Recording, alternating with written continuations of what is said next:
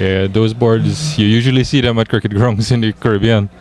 And they might be nesting, so there might be eggs somewhere around. So Mr. Beard is going to have to watch his back as well.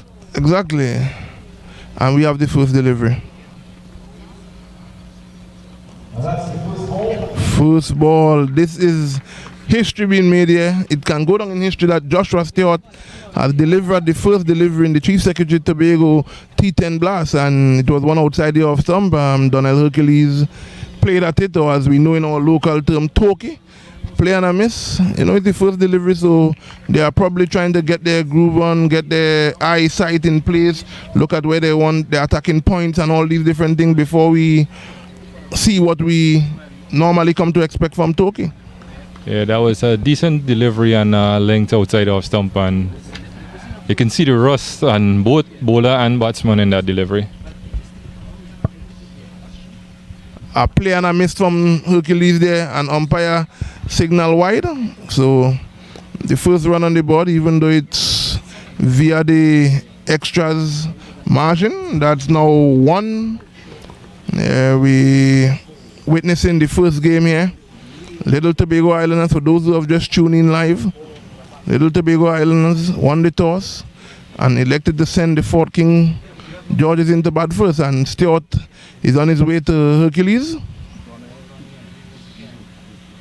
He's hitting that one, and they're coming through to complete a single there, bringing one more to the total. And ladies and gentlemen, it's a pleasure to even make my next comment. As you can see, Joshua James. And one of the things is that we must be willing to acknowledge achievement and promote it when it is possible. We are watching a representative from the West Indies under 19 team, Joshua James, taking his guard. For those who would not have had the chance to see him play, you have the opportunity now to tune into Tobago Sports Live, and you will get to see our international representative, but at the youth level, and he's taking strike now to Joshua Stewart. And James is just playing that one easily, effortlessly off the back foot and come through for a single. Looks as a man who really has command of his skills. Yeah, and I've had the opportunity as well to bat with Joshua in a chase that we all probably thought was impossible until he hit the crease, and to see him just look to pick up the pace of the wicket says a lot about the maturity in his game since being called to the higher level of his age group. And Hercules hitting that one. It looks as though it will be picked up easily by Simon Peters there. And based on the information coming out of the middle there, the score is now 4. The score is now 4 runs without loss. Looks as though we have one more delivery there in over number 1.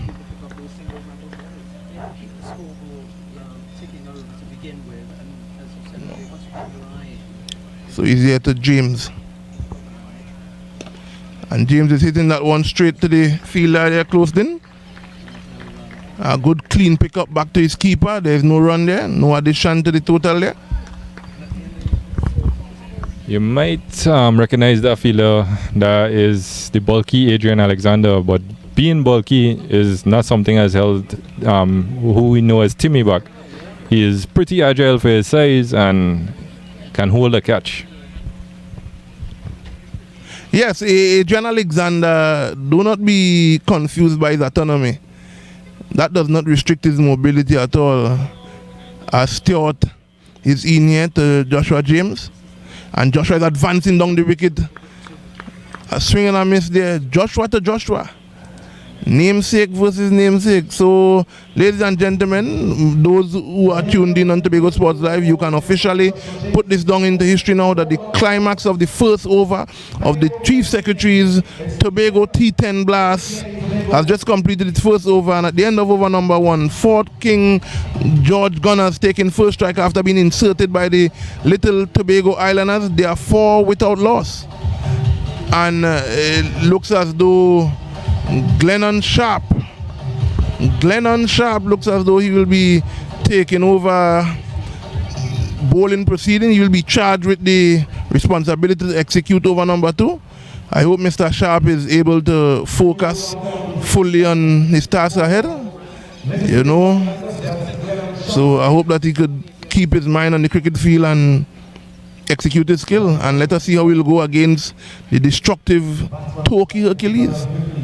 If I'm to bring the names into it, Sharp is on his way. And there's an appeal, and he's given him. Glennon Sharp a strike. The little Tobago Islanders, right now they are celebrating the wicket, and it looks as though Donnell Hercules is in total dismay at the decision. But from what is happening out there, he has been caught behind, trying to be forceful against Glennon Sharp, and he paid the price. A very disappointed looking Hercules heading back to the pavilion there. Yeah, he seems to be suggesting that it has hit the pad, but the umpire thought otherwise, and he's on his way. Glennon Sharp.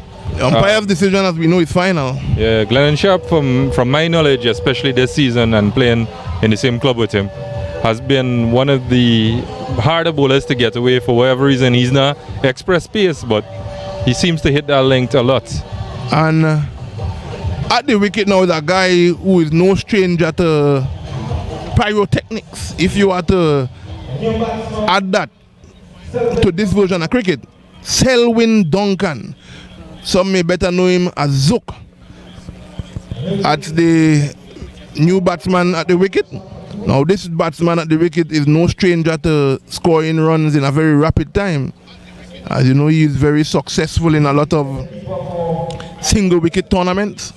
Very explosive player.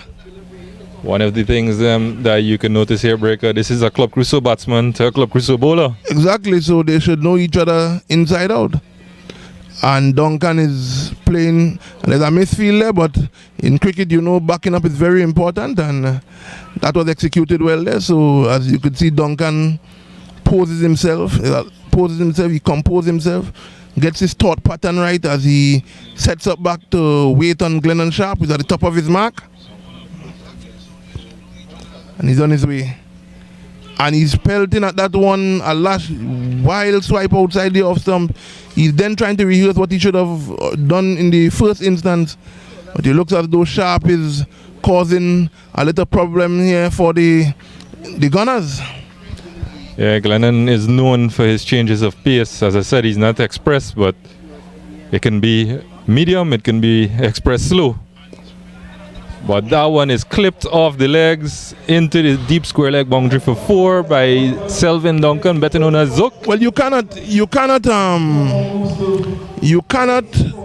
undercalculate the importance of keeping your line and length when you are bowling to Selwyn Duncan, because as you just see, he did not earn much. A little invitation to attack, and that invitation was accepted by Selwyn Duncan with relative ease.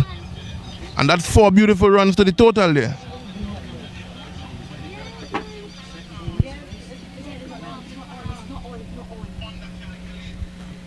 Sharp back to the top of his mark, stopped by the umpire, and he's in to bowl again. This one is driven through the offside, but there is the sweeper installed, and they're gonna come back for 2. Yes, they make it quite comfortably in the end. Yes, those are 2 very agile men, 2 very quick men through the wicket. I mean, we are only in over number 2 here, and the score is now 10 runs for the loss of 1 wicket.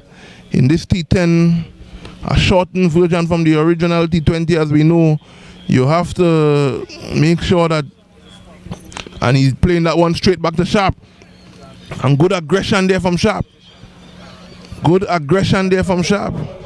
So over number 2 has just reached its climax. So in this inaugural tournament, Fort King George Gunners taking first strike after being inserted by the Islanders from the Little Islanders from Tobago. There are 10 runs for the loss of 1 wicket, and I think now we are at a stage where now you will see a lot of aggressive strokes. There will be even more impetus put now on punishing bowlers for any error where if they would have erred in their line or the length, and I think Joshua James will be in his zone here now. Young Ronaldo Lizama will be charged with responsibility of over number 3. We see that change in bowling coming because there are only 2 bowlers allowed per bowler. This is the last over of the power play, so won't be surprised if Joshua James looks to have a go here now. Yes, it will not be something that heads to the capacity that surprises me. And Lizama is here to James. And James is over the top. Let us see. Let us wait for the umpire's decision. Damian Ramsey, let us see if it's a clean stop. Let us see if it's a clean stop here. Well, yes, it's clean, so that's magnificent feeling from Damian Ramsey there. He has always been a good feel, and it's good to see Mr. Stewart here on the boundary edge, looking to save runs on behalf of his team. So Joshua James looks as though he has switched modes. He's about to face up to Lizama here. And he goes at that one. Valiant attempt by Peters there, but James had too much power on that one. And that's a boundary, a beautifully shot from Joshua James here. And as I tell you all, Joshua James, the representative on the West Indies under-19 team in the recently concluded World Cup, rather recently based on the current situation the world is in. And he has just shown his ability live here.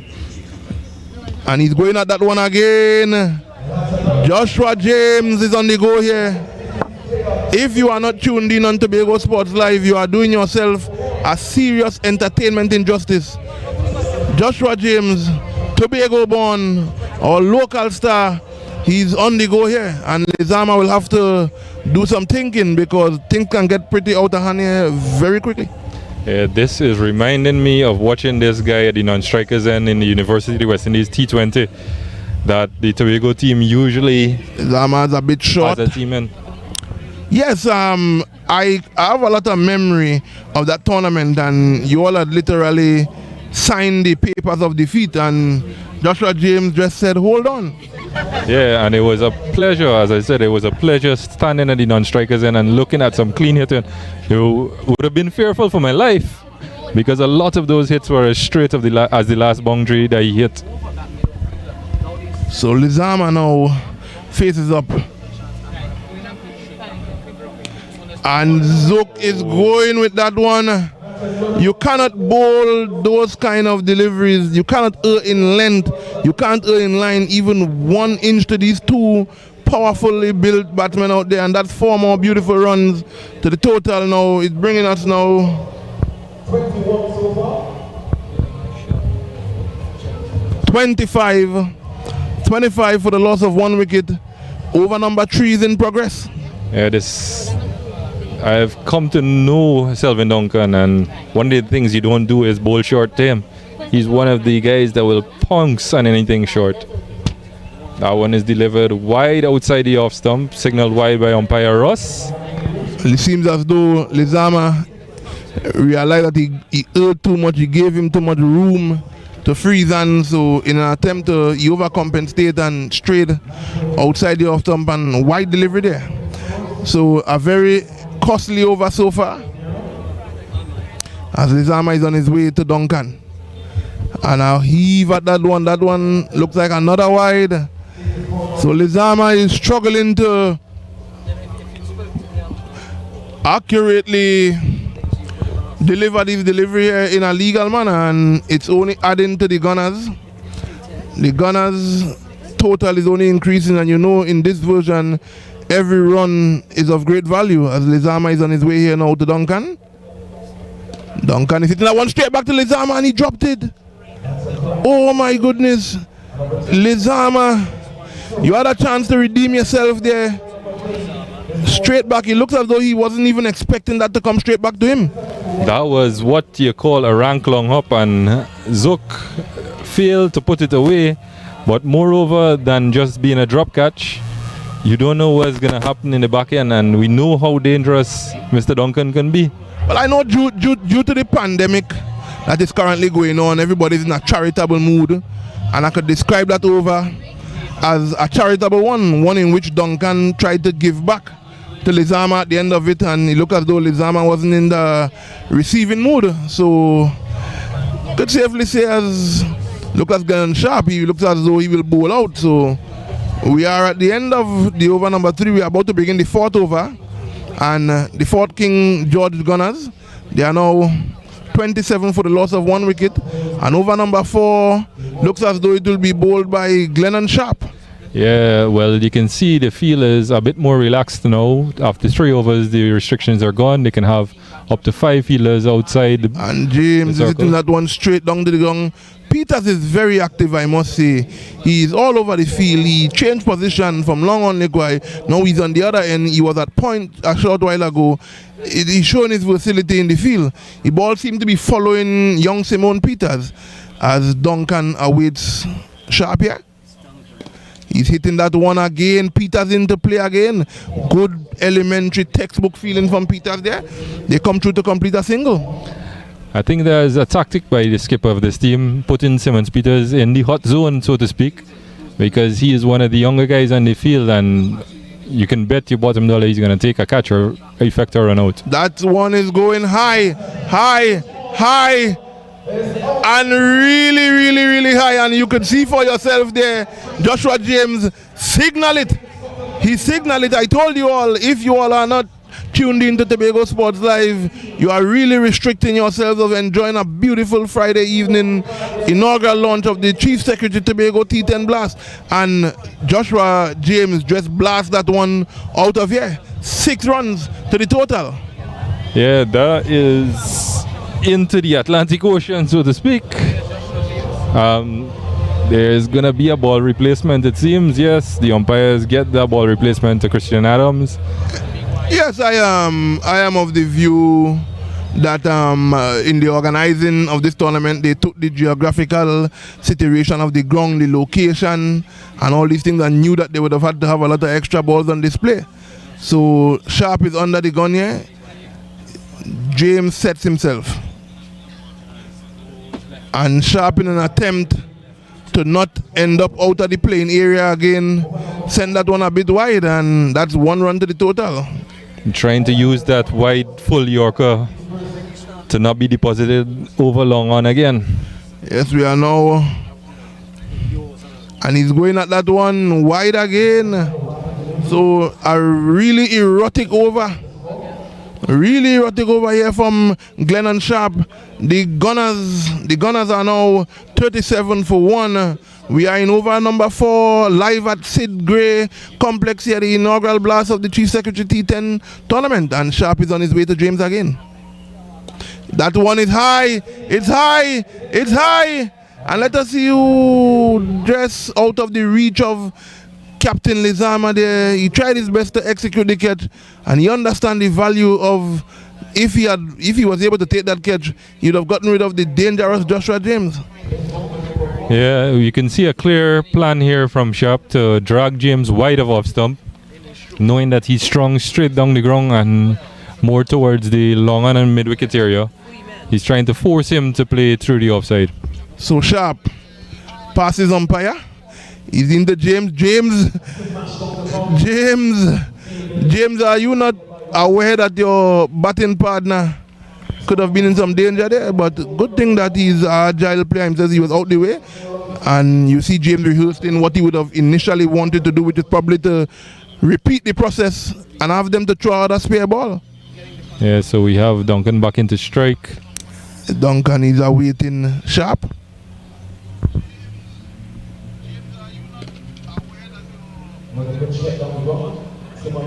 Again, Simmons Peters in the play again here.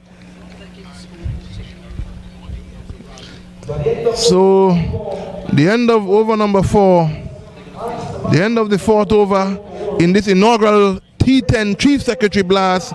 Fort King George Gunners asked to take first strike by the Tobago Islanders, the Little Tobago Islanders. They are 41 for the loss of 1 at the end of over number 4. If my arithmetics and my calculations is accurate, they are going at 10 runs per over, and that's a very rapid score line. I mean, in this T10 business, expect that run rate to increase. And most definitely with the lights of Selwyn Duncan and Joshua James at the wicket. Now Islanders are introducing their first attempt at spin, Andy Davis. And Davis, Peters again is coming around, and they look as though they'll just amble in to complete a easy single. So the first look at spin, based on how the wicket was looking earlier, it looks as though it has a bit of dryness in it, which will tend to suit a little bit of the spinners. And I think Captain Lizama deciding to try and slow things up now to try and curb this runaway train from gunners. Let us see how Lizama will manage things. James is going at that one. It's in the air. Let us see. Oh, and beautiful catch. And earlier on, I was just alluding that the ball seemed to be following Simon Peters everywhere he goes. And yet again, it followed him. And it followed him right into his arms. And he has taken a catch that I am sure the Tobago Islanders will be very proud to see the back of Joshua James. Yes. Yes, we were alluding to that point, and actually looking at the field just before that catch was taken, I'm noticing Alan Reed at the cover sweeper boundary, Damian Ramsey at the long off boundary, and Simmons Peter at the long on boundary. So there's a clear plan to have those excellent fielders that we have in Tobago in those key positions. Yes, it is. It is. And it's a very, very, very good catch from young Peter to dismiss the dangerous Joshua James. So immediate success for Andy Davis. And we have the new batsman there, and not like it seems as though they are recycling and they are just keep bringing explosive player after explosive player. Nolan Orr. And Duncan is getting back and pull that one. The fielder down there took no chance. He applied all the elementary rules, all the basic rules of fielding. Restricted that one just to one run there. So the score is now 43 for the loss of 2. We are in over number 5. Nolan Orr, a very destructive batsman. They will be depending on him to continue the onslaught on the bowlers from the little Tobago Islanders here. Let us see how we'll fare. A short delivery, he's playing that one to the point area there. They're coming through for one. Let us see if they'll complete 2, and they complete 2 easily. So immediately Nolan Orr is off the mark. And the Davis, the successful bowler. So Nolan Orr is a kind of guy that once he gets his eye in, he can hit them as far as anyone. Ooh, very good delivery from Davis there. He gave the batsman absolutely no room. And in this T10, these shortened versions, you cannot give them room to free their arm, else it will travel the distance. Ooh, good bounce here from the off spinner. Davis, a very good over from Davis there. So at the end, at the halfway mark, Fort King George Gunners been asked to take first strike by the little Tobago Islanders. They are 45 for 2 at the end of over number 5. Now we are at the business end of the innings here now. There was a mid-wicket consultation there from Zook, Selwyn Duncan and the new batsman Nolan Orr. And it looks as though Lizama has gone to his slower bowlers now. We are witnessing the left armer Adrian Timmy Alexander is into the attack now. This could be exciting, Mr. Posad.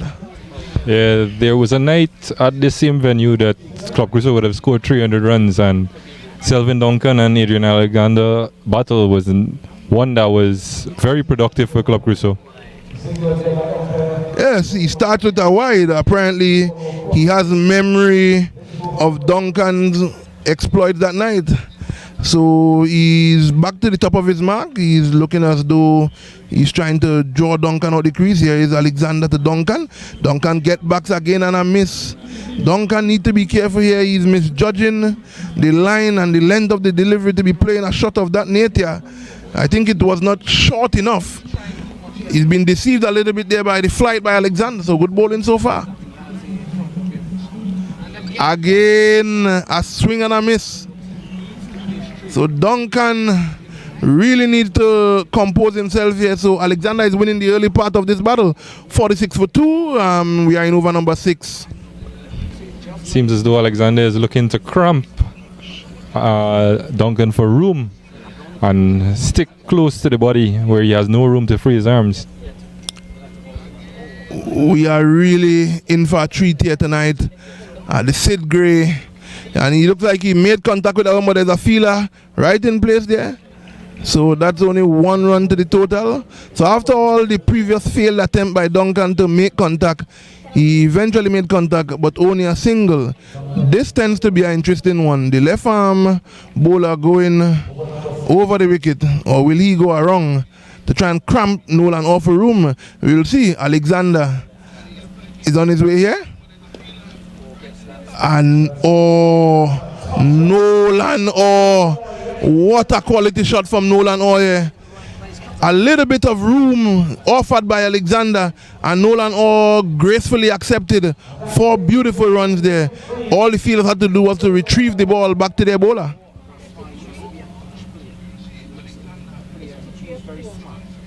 He's going again. It's in the air. Let us see if Peters is in business here again. Oh my goodness. He was right within the zone. Right within the zone. All he had to do was to execute, but unfortunately he could not have done that. The only thing he executed is adding 6 runs to the total of the Gunners.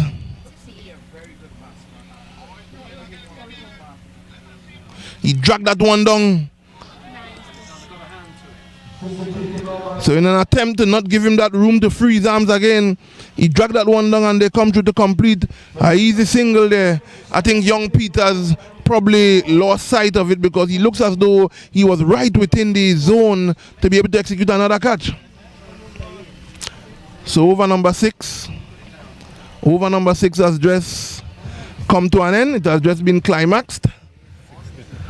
And they are maintaining this 10 runs per over run rate. They are now 60 for the loss of 2 wickets. We are about to witness over number 7, which looks as though it will be bowled by Damian Ramsey.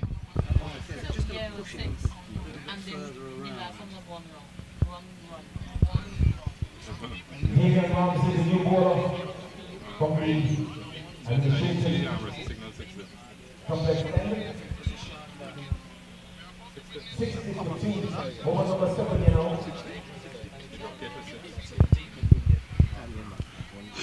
Damian Ramsey, I can tell you a lot about Damian Ramsey. This guy has been a very good all-round cricketer for a number of years. And he bowled him immediate success. Just as I was saying about Damian Ramsey, for years he has been a very good all-round cricketer. And it looks as though Selwyn Duncan is requesting some liquid to restructure the current state of his hydration. So as that happened, he watches his batting partner head back to the pavilion. Nolan trying to heave that one over to the administrative complex. His furniture, his base was disturbed by Damian Ramsey. So they lost their 3rd wicket there. The score is now 60 for the loss of 3. We are in over number 7. And ladies and gentlemen, the people of Tobago and all the world that is viewing this broadcast here, it gives me pleasure to introduce the batsman that is coming to the wicket now. A guy that I would have grown up with, played with from a little young fella. We always used to be telling him, boy, why wouldn't you be able to hit the ball off the square? Now he's capable of clearing this venue with relative ease. Antonio Providence, one of our best young players on the island. He'll be facing up to Damian Ramsey.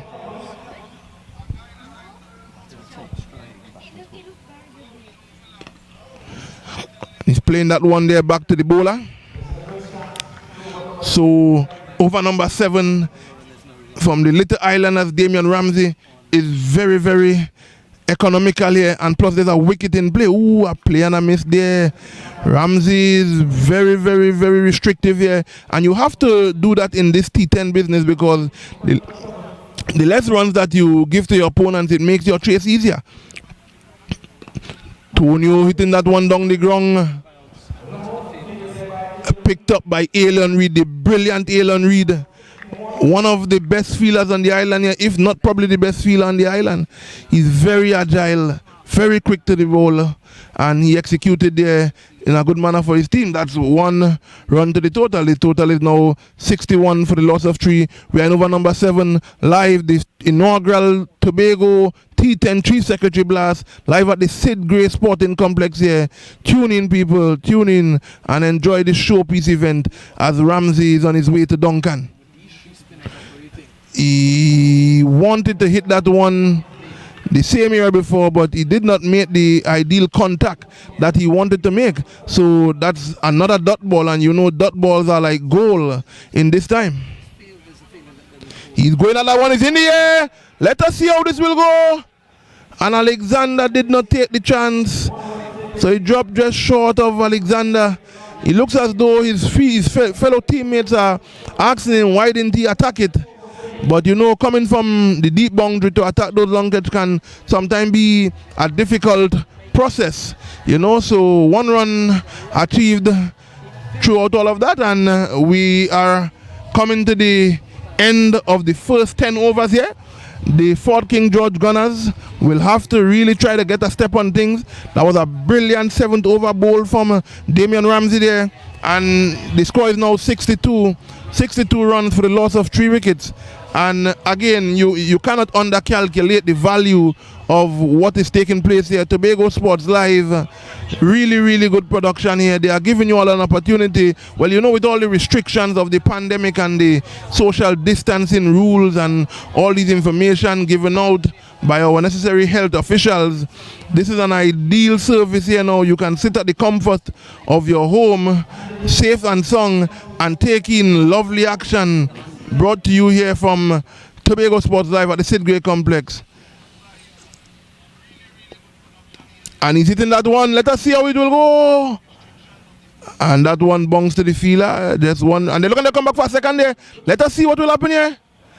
Miss chance there.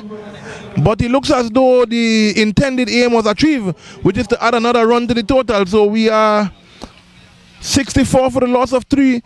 Over number 8 is in progress. So Duncan sets himself. Davis trying change of end.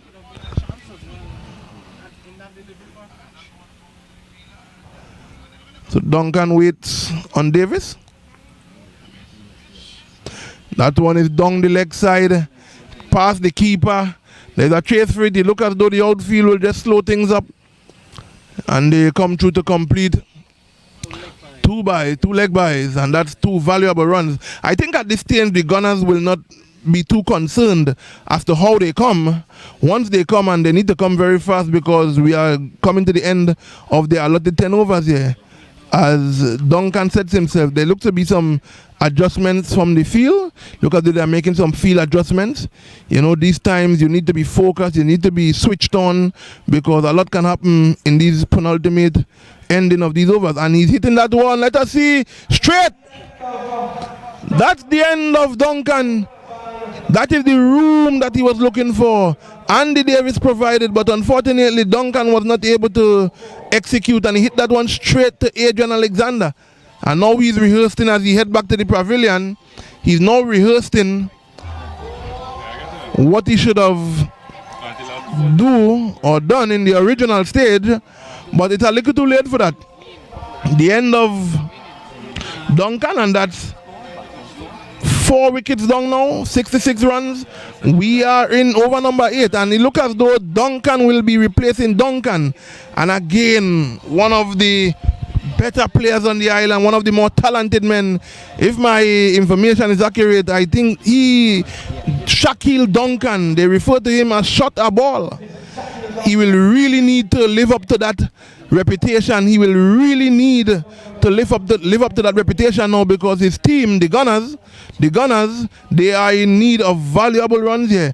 I don't think 66 runs in over number 8 is where they would have wanted to be after being inserted by the little Tobago Islanders. So a lot of responsibility on Duncan's shoulders as Davis passes the umpire. Balls to him, a play and a miss. A play and a miss by Shaquille Duncan there. So Davis heads back to his mark. A successful over from Davis here. Duncan is going with that one. Yes, good feeling out on the boundary there. Very, very good feeling. The aim is saving the run here. This young man, Davis, bowling to this two of the most talented batsmen the island here of Tobago. Let us see how Davis will go. And that one is down the leg side past the keeper. Let us see how Lizama giving chase. And his chase will be in vain. That's 4 wide to the total. As I said another short while ago there, the Gunners would not be too concerned on how they come or how they add to the total. But that's 4 valuable runs, and we are at the last stages of things here. Mr. Prasad, are you back with us? Yeah, trying to multitask here and keeping tabs with the score and doing commentary. Oh, there's an appeal there. Not gonna be easy, but there's a chance for a run out there. I think they would have crossed for, is it a leg by or did he get some bat on that? Well, leg yes. by signal by umpire Ronnie McKenna. Yes, Ronnie McKenna governing proceedings out there, implementing and making sure the laws and rules and regulations of the game are carried out by both players. And ladies and gentlemen, you tuned in here on Tobago Sports Live. You're viewing the first game of the inaugural tournament of the Chief Secretary's T10 Tobago Blast. They have just completed 8 overs. For those who have just tuned in, the little Tobago Islanders have won the toss and they have inserted Fort King George Gunners, and they are 73 for the loss of 4 wickets. Over number 9 about to commence. Looks as though it will be bowled by Ramsey again. This will be an interesting over. And Tonio trying to hit that one probably somewhere by the complex or the administrative complex, but he did not get the necessary execution, the necessary timing on it. So therefore they was only able to achieve 1 run, and Ramsey will be looking to try and have this over as effective, as economical as the first one. Yeah, this left-right combination could vouch well for the King George Gunners. Duncan hitting that one straight down the ground there. The brilliant Alan Reed displaying all his different tactics, his different feeling, attacking, interception. He's putting on a feeling clinic here, but only 1 run. So we are now at 75 for 4. He's advancing down the wicket. That one, Alan Reed coming into play again here. These are some clean pickups. I don't think the Gunners batsmen will want to take any chance with the hand of Mr. Reed. Yeah, like I said, Lizama is keeping those top fielders in the hot spots. Yes, I think the Gunners will be very disappointed this year. He's hitting that one, and that one has gone all the way. Shaquille Duncan showing a little man in structure. He's not too powerfully built. His autonomy is more on the slender side, but not the stroke. All the way for 6. Yeah, this lad has a lot of timing in his cricket, and one of the few lads that you would see score 360 degrees around the ground. Duncan is going, and this one is high. It's high and high and high, and it's high all the way for 6. For a short while, I thought our cameraman would have been in some danger there, but it looks as though, even in executing his shot, he had some mercy on all gathered. 6 magnificent runs on Duncan, and this is the kind of intensity that the Gunners would have been looking forward to in the more middle overs, but they say never too late. I am noticing the umpire making a signal, and if I look to my left over the eastern side, there is some huge cloud cover coming over there. That's another wide delivered by Ramsey. He's trying to force Duncan over to play to the offside now. Ramsey looks as though he does not want to be responsible for donating runs to the Gunners, but Duncan is after him. He's going with that one again. Let us see the outcome. Well, look at this. Now, everything that happens in this first game will go down in history. I think that is a contender for catch of the tournament when it is all said and done. Magnificent catch there, and I am sure that the little Tobago Islanders are very elated to see the back of Shaquille Duncan. Beautiful catch there by Glennon Sharp. Yeah, and you would have heard the ground announcer say senior citizen. Glennon Sharp is one of the few players, if there are any others that come to mind, that are over 40 years playing in this tournament. Oh, well, Mr. Sharp, as we all know, is on the higher side of numerics where age is concerned, but that is not showing in what he just executed there. He's showing that he's still in command of his physical attributes, and he executed well there for what I think will be a contender for catch of the tournament. Yes, we are now about to head to the final over. The score is now 89 for the loss of 5. We are about to head to the final over here. This over, I think they'll be going at everything, or as the people usually say, they'll be throwing everything behind this over. And I wouldn't have a better bowler to bowl the last over. Well, with this format, you will know that you don't get to bowl all your overs from one end. So Joshua Stewart would have bowled the first over from this, what we refer to as the Rainforest end, and now he's going to come from the Atlantic end. Yes, Stewart, a very experienced campaigner. All the responsibility will be on him here now to execute effectively. Let us see how we'll go to young James. Providence. So Providence wanted to hit that one somewhere down at where the coaches are gathering down there, but he did not make the necessary contact to execute that shot effectively, and now it looks as though there is a mid-wicket conference. He's been given some advice here. They will want to get every run that they can get in this final over, because whatsoever they get at the end of this over is what they'll have to defend. Stewart is on his way to Providence. Providence swings and drives at that one straight to the fielder. Oh, and a misfield from the ever great for Alan Reid. Oh my goodness. You do not really expect misfield from Alan Reid at this time. And he tried to redeem himself, but he was too late. Very good shot from Antonio there. He's showing that even class instructor, but his shot making was very immaculate there. Yeah, we'd have had high hopes for this youngster a few years ago. Oh, and Stewart implemented the old adage of you miss, I hit. So the end of Antonio Providence, well, you will expect shots like these in this state of the game. They are now 93 for the loss of 6 wickets. Joshua Stewart just did what the little Tobago Islanders would have wanted him to do from ball 1. Got rid of the dangerous Antonio Providence as he's walking back to the team dugout there. He's replaced by another brilliant young player.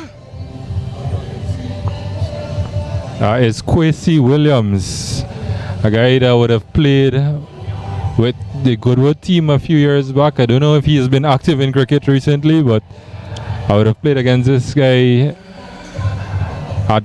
when he was at Goodwood's team. Now, at this time, Williams will be charged with a very, very, very difficult job to execute here, which is to make contact.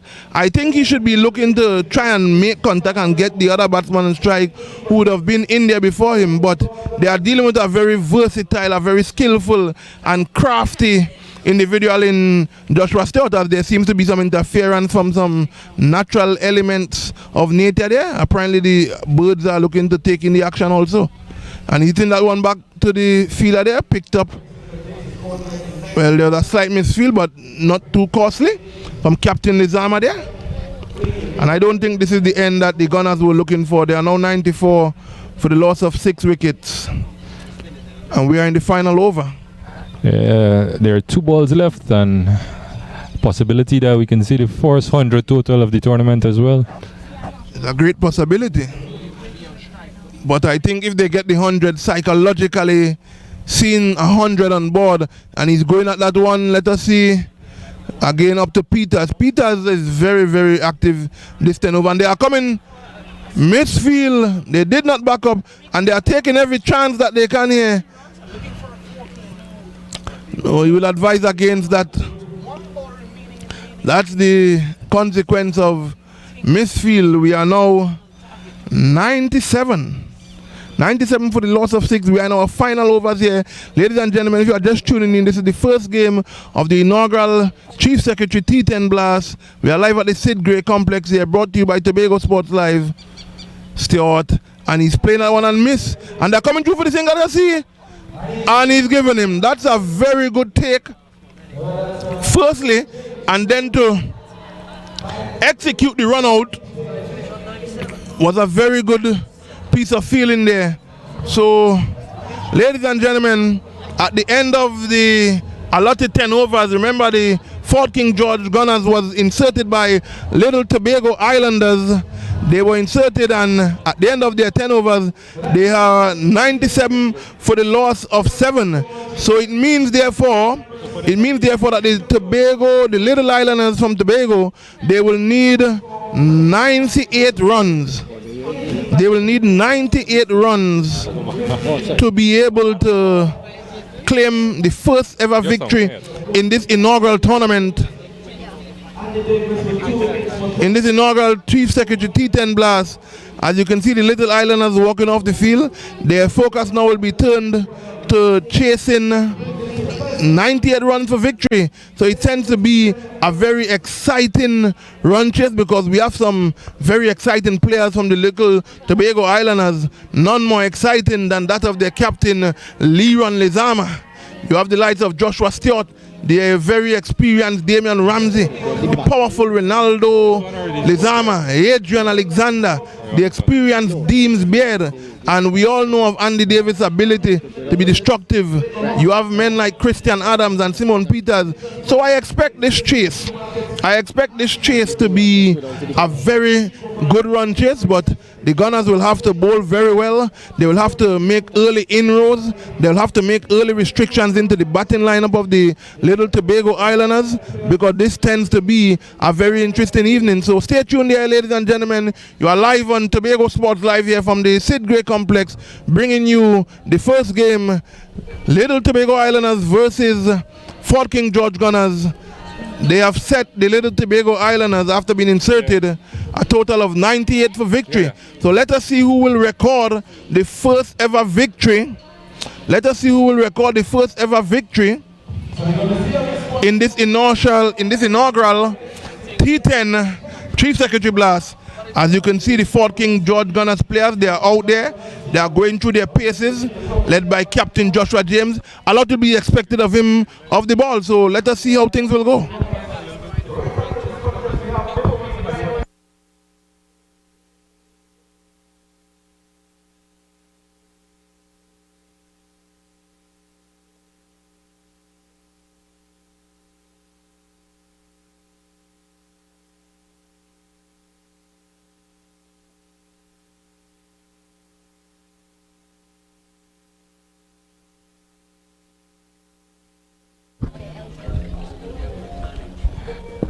Just to give you a rundown of the batting card, we would have had Donnell Hercules, caught Dimsbeard, bowled Glennon Sharp for 2 runs. Joshua James caught Simmons Peters, bowled Andy Davis for 22. Selvin Duncan caught Adrian Alexander off the bowling of Andy Davis for 18. Nolan Orr, bowled by Damian Ramsey for 15. Antonio Providence, bowled by Joshua Stewart for 7. Shaquille Duncan caught Glennon Sharp off the bowling of Damian Ramsey for 14. The last wicket to fall, Kellon James, run out by wicketkeeper Dimsbeard, and Quincy Williams left not out with Keston Rodney and Kishan Dillon, I believe, would have not batted. The bowling would have had Joshua Stewart, 2 overs, no maidens, 12 runs, 1 wicket. Glennon Sharp, 2 overs, 20 runs, 1 wicket. Ronaldo Lezamo, 1 over, 17 runs, no wickets. Andy Davis, 2 overs, 12 runs, 2 wickets. Adrian Alexander, 1 over, 15 runs. And Damian Ramsey, 2 overs, 18 runs, 2 wickets. So that would set the Little Tobago Islanders 98 to win from their allotment of 10.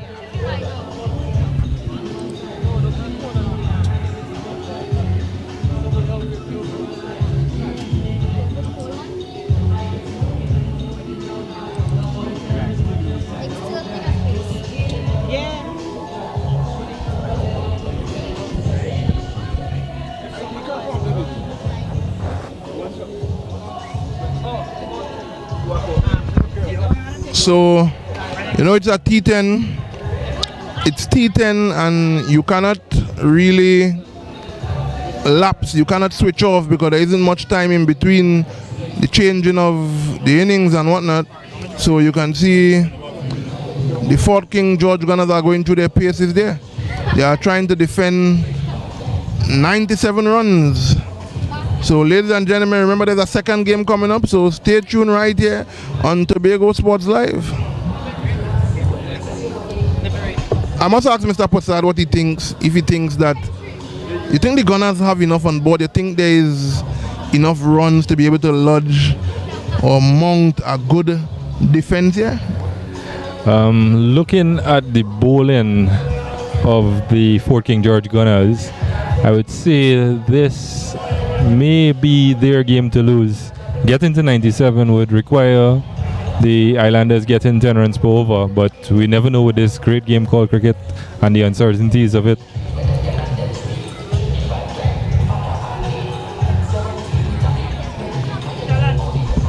I will have to agree with that. I think Joshua James' 2 overs will be very, very valuable in the defense of this 97 runs. Being such an experienced bowler, you know, executing his key with one of the better bowlers for the West Indies at the concluded on the 19 World Cup.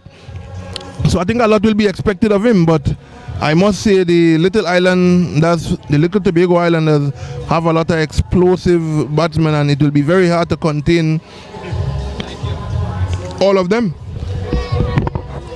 Yeah, we could go through the batting card and see all who've been the batsmen that have batted, and then there's Kishan Dillon as well in that team that did not bat, that is going to come and put his impetus of his version of fast medium. Tobago would have had a tour to St. Vincent last September, and Kishan Dillon was very outstanding in that tournament with his bowling. So with him, James, the spin options in Antonio Providence, Shaquille Duncan, they even have some options of medium pace with Donald Hercules and Kellan James, Selvin Duncan as well. So they have the options of bowling, so I would say they have the upper hand at the moment. Yes, I am in full agreement. Dillon is one of the better fast bowlers on the island here. And yes, as you rightfully mentioned, that recently concluded Tobago Marlins Tortoise in Vincent, he was one of the frontline fast men, so he'll be charged with the responsibility here of executing fastly in the right manner. And as the umpires head back out to the middle there, so it looks as though we'll not be long again for the action. So 98 runs with half a picture by Little Tobago Islanders. And as we recap in the scores, top score of 22 coming from Joshua James, the captain, 18 from Selvin Duncan, and 15 from Nolan Orr. Also Shaquille Duncan, he made 40. And the best bowler on show tonight for Little Tobago, Damian Ramsey with 2 wickets for 18 runs.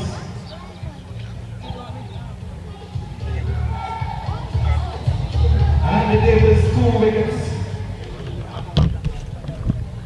So we are real close here. We are real close here to see the resumption of action. As you can look, let us see who is the opening pair here. It looks as though Little Tobago Islanders are going for experience right away here. In Leron Lizama and Deems Beard opening the batting here. Yeah, would have noticed with the first innings as well, the Gunners went for most of their senior batsmen first. It seems as though Lizama and Beard are gonna partner up against what has been close to 90 miles per hour since I've been seeing speed gun on this lad. That I would have heard those claims, but apparently you would have had more experience in seeing Joshua. Is those claims of him reaching speeds of 90 miles an hour, is it a fantasy, or is there any accuracy behind such information? I believe that there is a possibility he can be high 80s, but he is a lot like the Barbadian playing for England, Geoffrey Archer. He's easy up at the crease, but he's very quick off the shoulders. I've seen him at the 2-day zonal tournament in 2019 have some guys protecting their life. So we are about to witness Joshua James opening the bowling for the Gunners. He looks as though he'll be bowling to Deems Beard. So this tends to be a very exciting defense here, but he'll be bowling to two quality players, so let us see how it will go. As Deems Beard, he sets himself and he's awaiting the young express Joshua James. James making sure his keeper is in place, so James is on his way in to bowl to Beard, and he's playing that one past Beard, and there's an attempt here. So very good running between the wickets from Lizama and Deems Beard here. Leron Lizama, this guy I sure would have caused a lot of Tobagonians and nationals by extension a lot of sleepless nights with the kind of promise that he still shows, but seems as though there have been some emotional fallout with his affection for the game and actually pursuing it on a professional level. But every time he steps out there, he reminds us of his class, but he'll have Joshua James to contend with. And he was a bit rushed there, but clipped with fine. Elegant class. Elegant class. Now, Lizama, ladies and gentlemen, if you are not aware of who Leron Lizama is, you need to tune in right now to Tobago Sports Live. Relatively easy, played it off. His hips there, down to the fine leg area, 4 beautiful runs. And it looks as though the Islanders' pursuit of 98 runs is well on its way. Yeah, Lizama, I've been in contact with him over the lockdown period, and he has been working a lot on his fitness. So he might be one of the few guys that actually is up to match fitness. Yes, he looks that way too. You know, being a lifeguard by profession, that will be a very good one of his exercising base. James is on his way. A play and a miss there. A play and a miss. James pitching that one outside the off stump there. Not too far away from him. A little more and he would have probably found the edge of Lizama bat. Yeah, like I'm saying, Joshua James is easy to the crease, and then it's like out of a catapult after that. Yes, it's my first sighting of him live after all this development that would have propelled him to be selected on that international side, and he's been played back to the, and there's an attempt there. Let us see what the umpire decision here is. We are looking. Well, it looks as though he has executed it comfortably, so we are 6 runs without loss. We are still in over number 1, being bowled by the West Indies under 19 representative Joshua James. And one may ask themselves, I am a big believer in when a man has achieved something that is remarkable, it must be constantly reminded. And we have the opportunity here, because of Tobago Sports Live, to see a West Indies youth cricketer live in Tobago here at the Sidgray Complex, and it's such a pleasure to see him operate as he passes the umpire to bowl to Beard. And Beard is playing that one. Let us see. Good feeling there. So it is end-to-end stuff so far here. James is really looking, he has a smooth action. As my co-commentator rightfully said, there's some resemblance and some similarities. There's some technicalities and similarities in terms of his action for the English Barbadian-born fast bowler Geoffrey Archer. He really has a smooth approach to the crease, and then his delivery strides where he put all his effort in, and James is ambling, and he's ambling in, passes the umpire here. And he is really putting the effort into that one there. Played easily by Lizama here down to the point region. No, the backward point region. Picked up there by the fielder. They would have executed 1 run. So the score is now 8 runs. So, ladies and gentlemen, the little Tobago Islanders in pursuit of 98 for victory. They are 8 runs without loss, and over number 1 has just gone into the record books as the first over in the defense of the first total in the first ever Chief Secretary T10 Tobago Blast. Yeah, that was an excellent over despite being clipped for a boundary in his second ball. James came back really well, and we saw some dynamic fielding, something that a lot of these guys in this Fort King George Gunners team are known for, playing for their local club, Scarborough Mason Hall. They tend to run us older guys ragged. Well, with youth always comes a lot of physiological preferences and benefit. We are looking, and Dylan had to duck there. There seems to be some interference from these. Oh my goodness. Oh, you listen. If you are just on your way home, a family probably would have told you about it. You probably would have heard of it from previous advertisement. You need to tune into Tobago Sports Live right now. You are missing a treat here at the Sid Gray Complex. Deems Beard off his hip with relative ease. Actually, there is Lizama. And well, Lizama, I was about to veer off to that night of the 303 runs. Lizama would have walked in at the first ball of the 11th over and slammed 130 something odd. So it wouldn't be any surprises if the Islanders did overhaul this total. No, I mean, as I said earlier on, the part of the human setup that is structured to govern surprises will not be initiated, because we knew beforehand of the quality of the batsmen that come from the Tobago little island, and it seems as though they have a batting line that just keep rolling out dangerous player one after the next. One of the things to note is that so Dylan,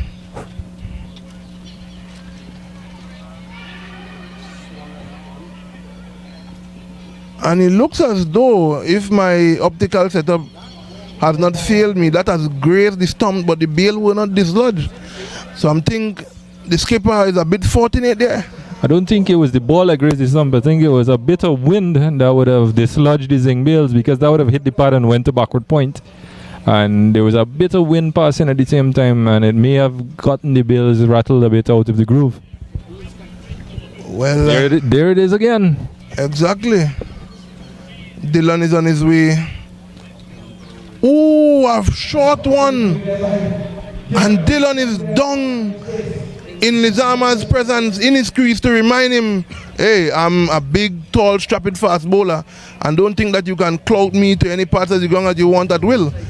A reminder that I can get it into areas where it's uncomfortable for you. I was veering off to Lizama's fitness, but we need to remember that Kishan Dillon is with the Trinidad and Tobago Defense Force, and he is also expected to be up to the fitness levels of that institution. And Lizama is clipping that one. Let us see. Oh, and it will go all the way for 4. So a very good shot there. So this is a very good response from the little Tobago Islanders there so far. Captain Lizama leading the way. And you know the Sports Life crew is so pleased to bring this production here to you. They themselves are part of history, and it is very important that you all come out there, support the great work that these people are doing by showcasing Tobago's talent to you live on Tobago Sports Live. Dylan look as though he's been interfered by some natural elements there. Apparently we need to, as he's on his way here to Captain Lizama, that one never got up. A bit of indifferent bongs from the pitch here, will you say, Mr. Prasad?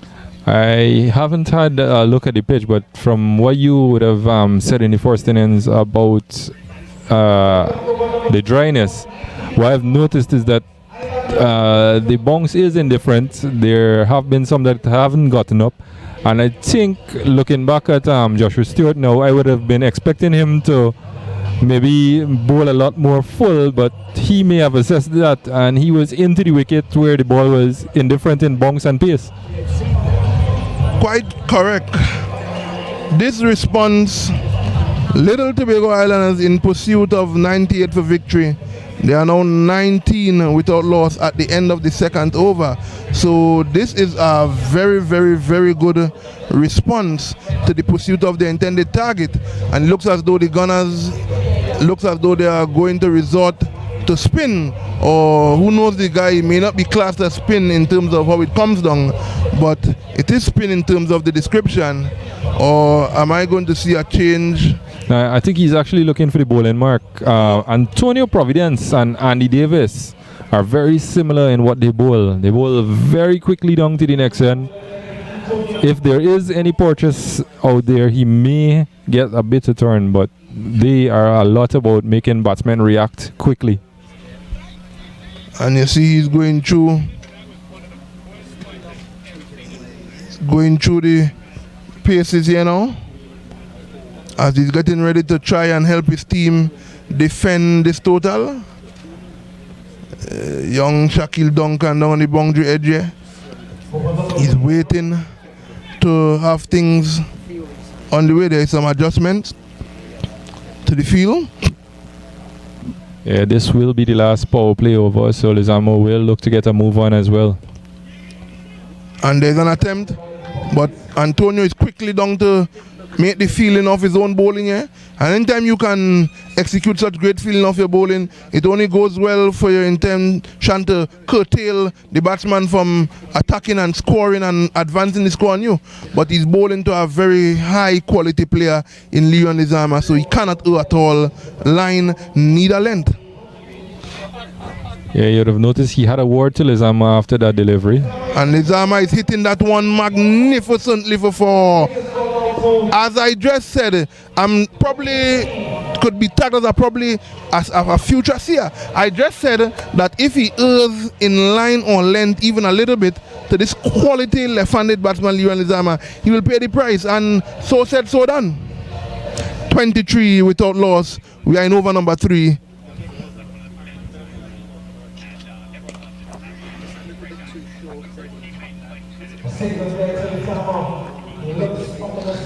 Another single to Lizama, and the score moves up to 24 without loss. They're just about the required rate. They're scoring at 9.6 and they require 9.8. That is not too far with the amount of explosive batsmen they have. They can keep Tony into him. They're looking at coming through to complete a quick single there.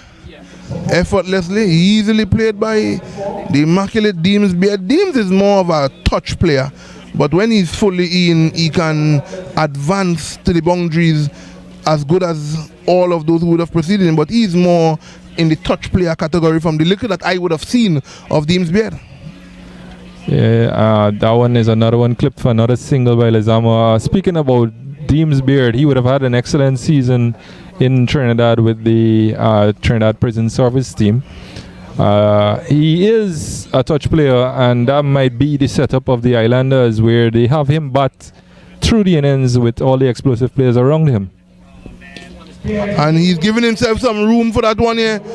Let us see how it will go here. Oh, and it looks as though they would not have been able to execute feeling that one in time.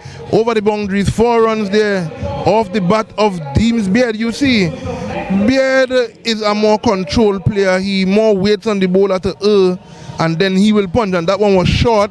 It was wide. It gave him the room to be able to execute that sort of a shot. So he's not one to like force it like the Lizama or other men that will follow. But the important part is 4 valuable runs to his team. It's now 30 without loss. At the end of over number 3, the little Tobago Islanders, they are in pursuit of 98. So as the necessary adjustment takes to the field, we are looking to see who will be the one charged with the responsibility of bowling over number 4. It looks as one of the James. That may be Kellan James. The left armer, is that the left armer? It seems that way. Yes, I saw this youngster a couple seasons back and was quite impressed with him, but I fell away from the game for a little bit, so I was not able to track his progression. So it will be good for me to see him here now to see if he would have progressed at all. But he will have to be on his very best where his lines and length is concerned, because bowling to Leo and Lizama, you need no introduction of the outcome if you even err a little bit. So young James at the end of his mark, he's waiting on the umpire. Yeah, this is Kellan James, left arm medium pace to Liran Lezama. This is punched down to long off. Fielded cleanly, another single to Lezama, another single to the total. Moves on to 31 without loss.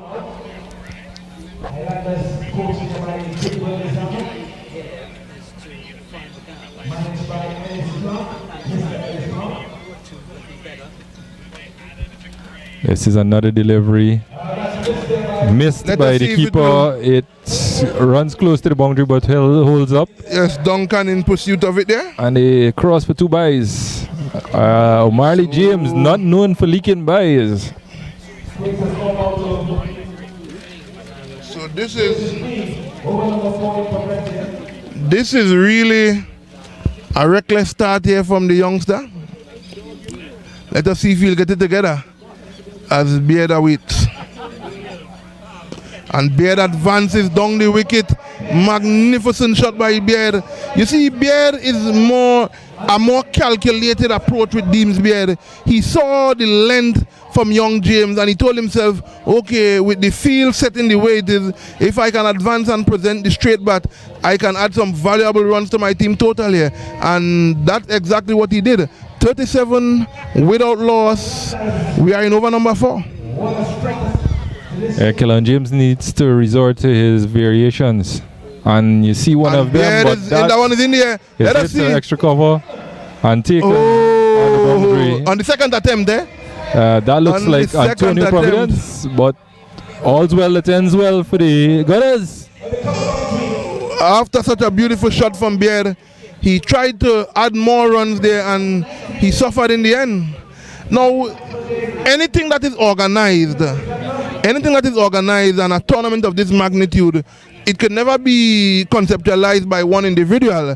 A clique of people would have come together, pooled their resources to execute this. And what I can personally say, and say it without any hesitation, without any phobia, since Mr. John would have taken over the Tobago Cricket Association, you would have seen a lot of things that you would have never seen in the years gone by. And I will know personally, because I myself played the game for quite a few years. And since Mr. John's involvement, we have seen a Tobago senior team toying. We have seen teams coming. If it wasn't for the COVID, I think that we would have expected a couple teams from overseas coming here. You know, so he has really done great for the game of cricket. He has really done great for the game of cricket in Tobago. He has caused a lot of people to get a lot of exposure to different outlets. And that one is poorly bowled there, but he's lucky that he was not punished. You know, so Mr. John, I have nothing but commendations and credits to you for you and your association and what you all would have been doing for the game of Tobago, for the game of cricket in Tobago, and you all should continue the good work. James Lizama is playing that one past the fielder there. He was rather passive, he wasn't too aggressive on that one, and based on the type of delivery he could have made more inroads.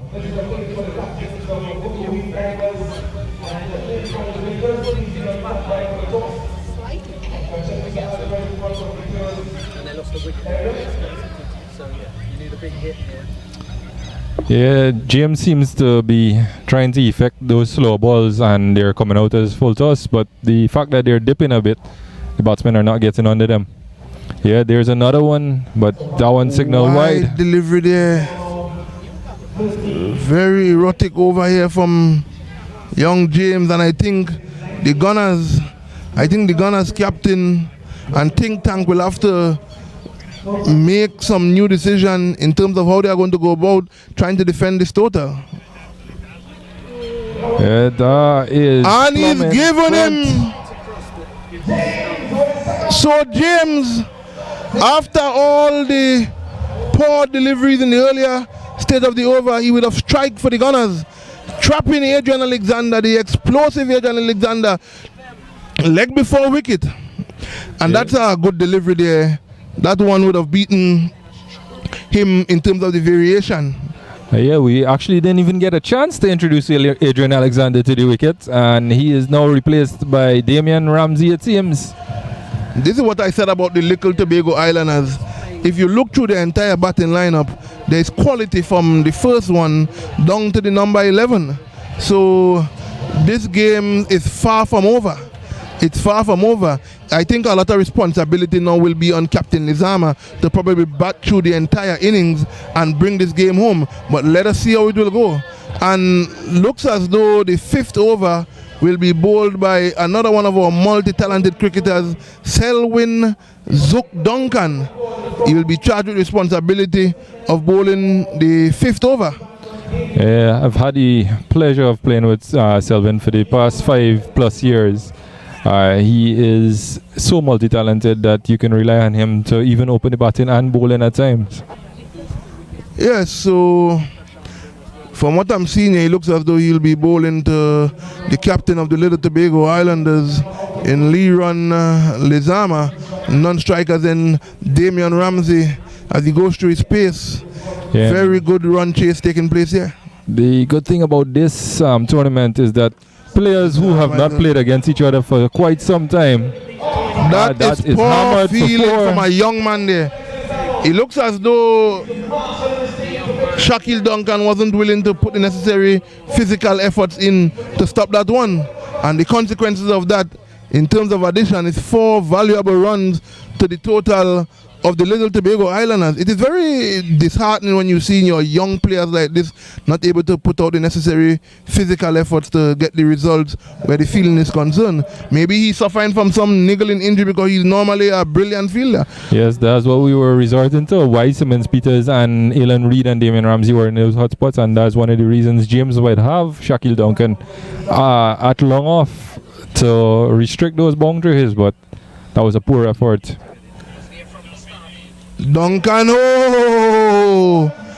Leron Lizama is putting on an exhibition here.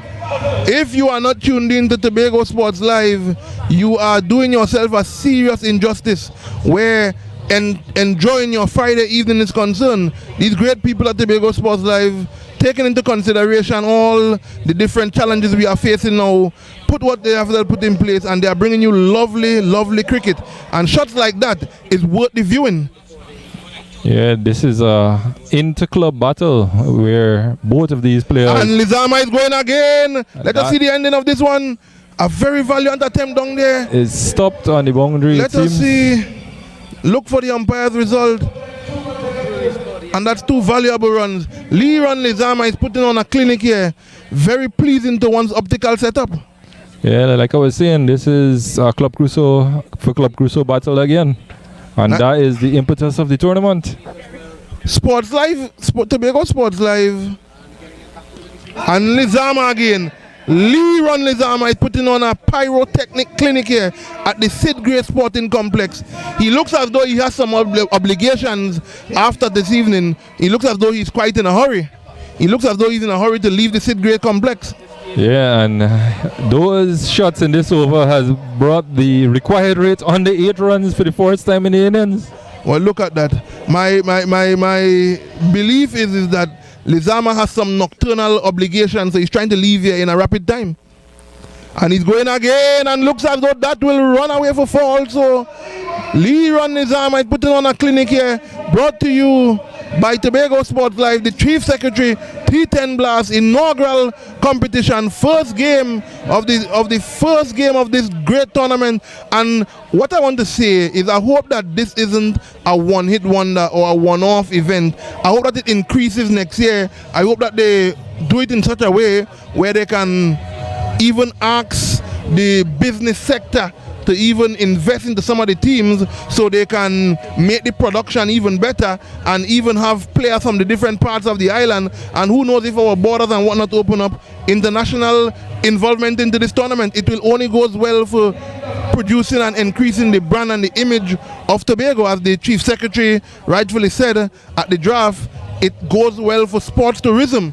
And you know, when you are trying to drive tourism, sports is one of the greatest vehicles. And we are at the end of over number 5 in pursuit of 98. The little islanders from Tobago, they are 61 for 2. Yeah, I was having a conversation with someone earlier this week, and we were speaking about the fact that this tournament should be kept as the office of the Chief Secretary, not whoever holds the office, because at any time if that changes, this competition should go on. And we can only hope that it grows from strength to strength from there.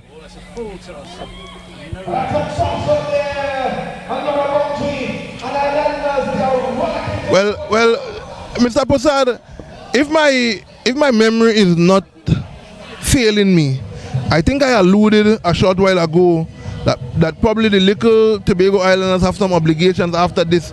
So that is why we are seeing this rapid approach for the 98 that is required for victory. And we are seeing some very, very, very good shots here. Damian Ramsey is no stranger to quality strokes. Yeah, Damian Ramsey bats a lot higher in the order for his club team, the Port Authority. Delicately there. So with a lot of talent in the teams, you will see quality batsmen batting in different positions.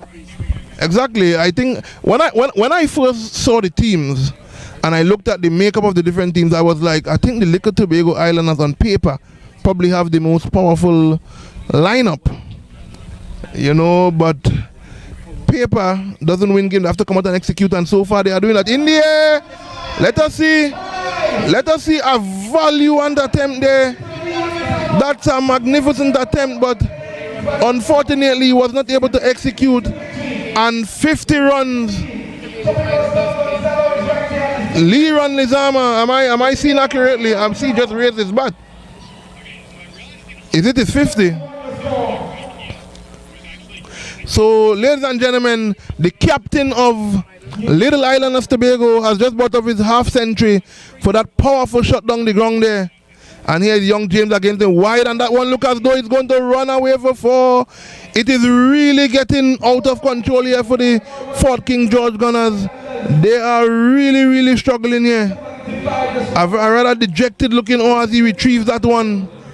This is really not how Captain James and company would have envisioned their defense of 98, but it's really getting away from them here. The bowlers are all over the place, and apparently I think that old adage, I think she can start to sing right now, or is it a little bit too soon? No, I'm going to have to agree with you. This looks to be going only one way, and Lizama is set. When you are set, when you have the privilege to watch Leron Lizama bat and watch him bat live, and his batting partner is not too far off where class is concerned, I think the little Tobago Islanders are sending a message here to the rest of the teams in this tournament. That is what I like about Damian Ramsey. Over the years, he was always a nudger. He's a sort of a touch player also, but he's a bit more powerful when ready, and that is the areas he likes to score most of his runs. Coming up age group cricket, Ramsey in 2005, when there was an under-15 touring party team from Tobago to head to England to play a series of games, of which I was a part of.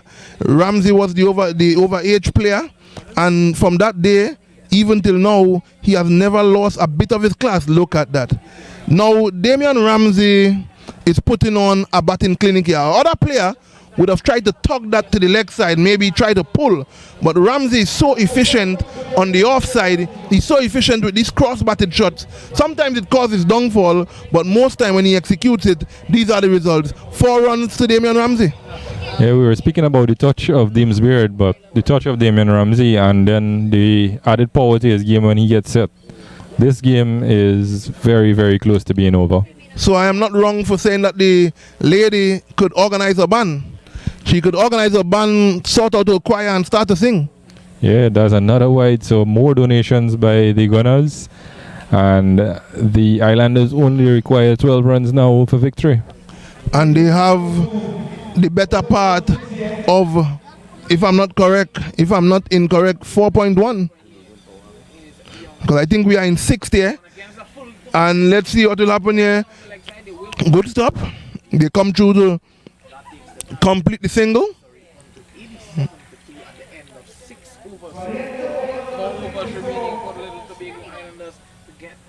So we are at the end of over number. Yeah. Correct. 87. So we are.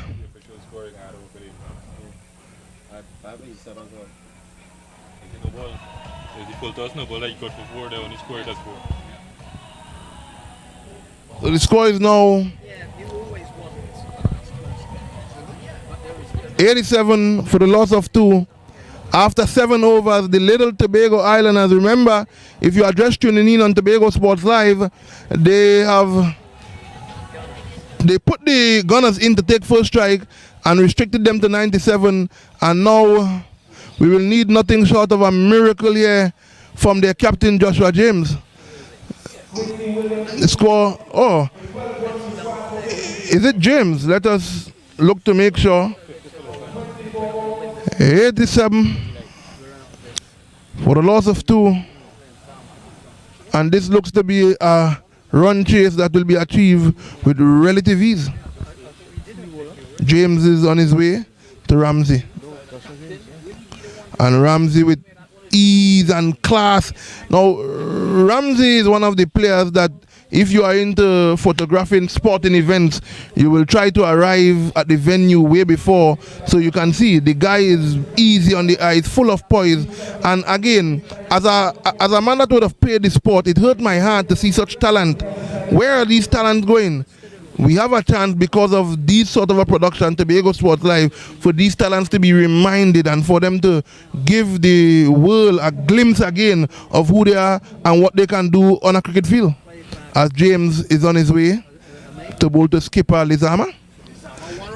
James gave Lizama a little too much room there. That's 4 runs off the bat. A bit fortuitous, but in a state of 98 in pursuit, and you are at this stage, you will not mind how they come, because you have been advanced closer to your victory target. And the score is now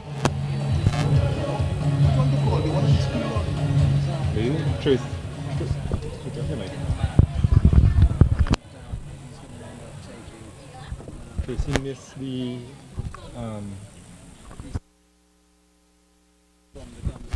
full toss, no ball. She missed that. Why the score? She got the score short.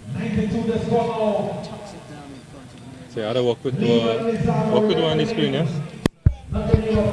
So as the little Tobago Islanders draw closer and closer to their victory target, the Fort King George Gunners will be very disappointed with themselves here. They would not have put on a good bowling display, as James is in here to bowl to Damian Ramsey. And Ramsey again trying one of those normal delicate cuts, but this time he wasn't able to execute. So I can say that we are very close to heading to the first victory. You know, it's a very cool night. You know, thank the good heavens that the weather stayed away. You know, it's very warm and nice. The players are not under too much of stress. Their body temperature and everything is in check. I'm not seeing too much perspiring, and Ramsey plays that one off his legs. And let us see the outcome of the feeder coming. That's a really good pickup there. Really good pickup there. And let's see, overthrows again. The backing up has been poor from the Fort King George Gunners here. You know, it's a lovely evening at Sid Gray Complex. Minus these interference from these natural elements, these animals and whatnot. The weather pattern threatened earlier to spoil proceedings here tonight, but I can safely say it has settled along to be a wonderful evening and a beautiful evening at Sid Gray Sporting Complex, Roxborough, Tobago. Yeah, there is not going to be much risk, and as we say that, there is a bit of lightning flashing around, so we're going to hope for the best for the next game. Exactly, we are going to hope for the best for the next game, because as I was given the merciful heavens thanks, we just was given a gentle reminder that weather is an unpredictable thing, but I think it will stay away. Events such as this, natural, lovely events such as this has to go on, and I'm pleading for it to climax. So over number 8 has dressed. Over number 7 has just climaxed.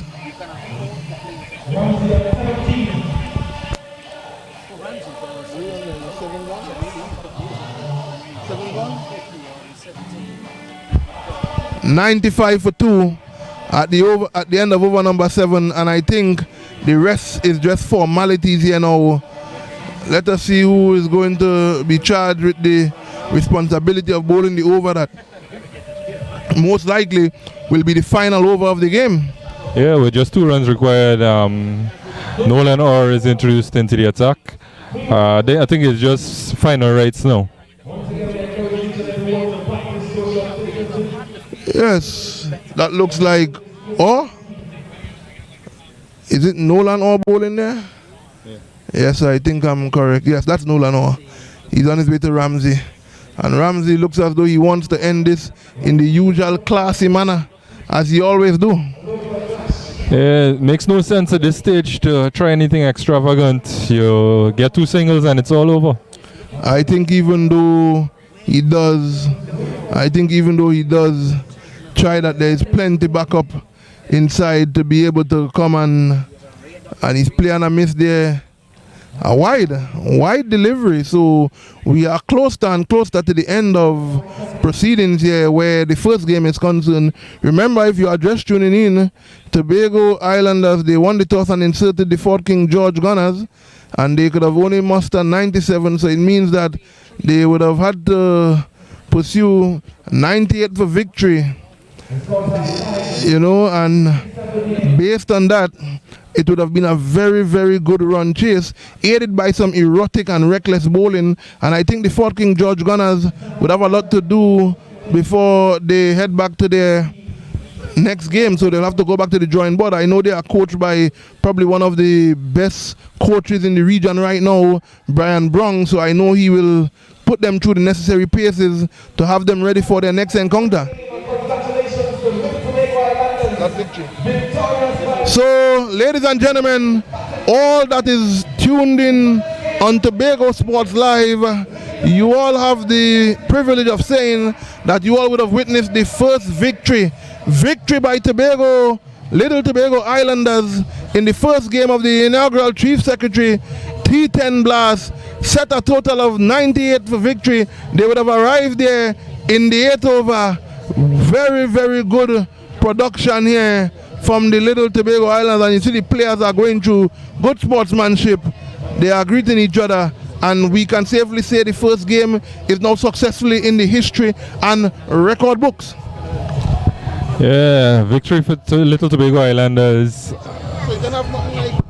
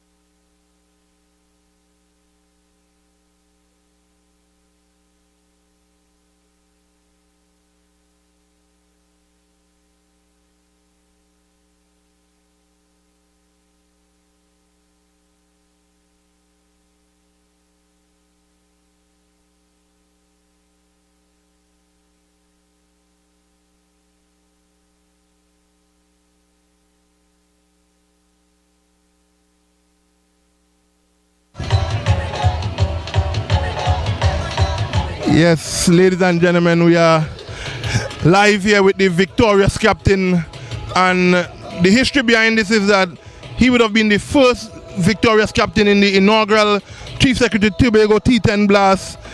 Being a part of history, Leon Lizama, a guy who is no stranger to the sport, how does it feel to be the first victorious captain in the first game in what I think and what you and all probably will think to be a tournament that goes on for years? Well, I mean, the feeling is good. Getting the first win in the first game of the tournament, I mean, is always good. Getting the W in any way is always good. You know, I'm saying all the teams look pretty good competition-wise. You know, it's just for any team on any given night to put up a performance. Quite correctly said, and I want to go a little bit further by also asking you, coming in to the game, leading up to the game, like just before you all started, what words of encouragement or motivation would you have given to your guys, knowing that this is even a shorter version than the T20 that we usually expect? What sort of advice would you have given to your guys, you and management? Well, we try to tell guys to play within themselves, you know, be positive. Just be yourself, you know, try and have fun. First and foremost, the game is about fun. So once you can have fun, then something good is going to happen, eh? Well said. I want to ask you about your innings. Now, who does not know, probably lacking themselves of some information, Leon Lizama would have been doing what you just saw there for quite a number of years. Lizama, you know, as a batsman, it is very good to always get runs at the beginning of the tournament, display the right set of playing and the manner how you pace yourself, you bat through the innings knowing that you are one of the senior players. Was it an easy wicket to play on? Well, it took me a little time, about 2 overs, to get myself adjusted to more or less the pace of the wicket, and then after that it was pretty easy, you know. The guys batting at the other end, they complimented me well, they helped me out at the other end, they didn't leave me with all the pressure, so it was up to me to just be myself and play my game, you know. One question before you go. Now, as heated as your innings was out there, there's also a heated question to all on the commentary. Everyone wants to know what has happened with Leon Lizama and the passionate love for the sport. I will understand if you can't answer, but some of the viewers want to know why such talent is restricted to Saturdays and Sundays alone and more so in Tobago. Do you care to even give any kind of clarity? Probably we'll leave that for another time. So no more. Well played, Leon Lizama. Congratulations to you and the little island of Tobagoans, and congratulations again and good victory, and we look forward to seeing more from you in the latter part of this tournament. Thank you, Mr. Breaker. Yes.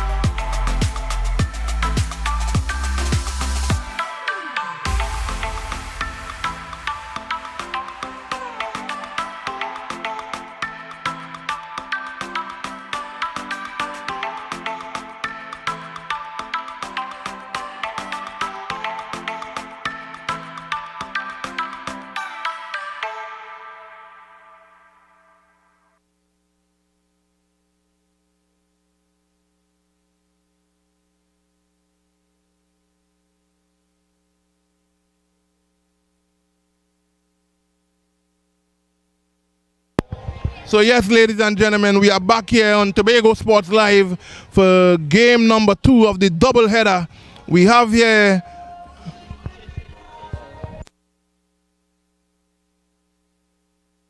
Buccoo Reef Divers and the Rangers, and it looks as though it's Jaron Alfred on strike. It looks as though it's him on strike. Opening the bowling for the Rangers, the Forest Rangers, it looks as it is former national cricketer Nevin Stewart. Now this man needs no introduction where this game is concerned. This is a guy that would have represented Trinidad and Tobago at the Champions League T20 tournament, brushed shoulders with the likes of Brett Lee and company.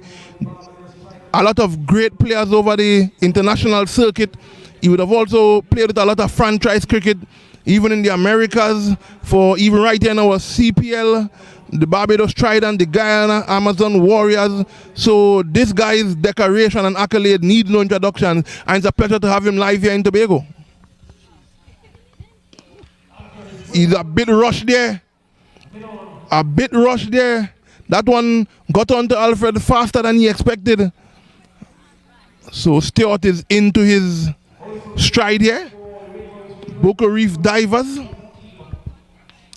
Buccoo Reef divers.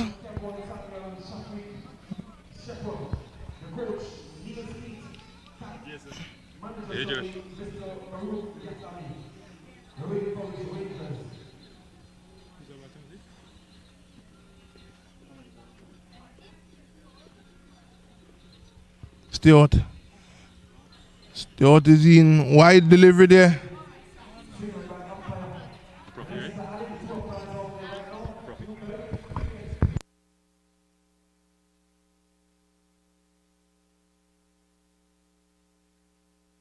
So Stewart is ambling back to his mark. It looks as though he's bowling well within himself.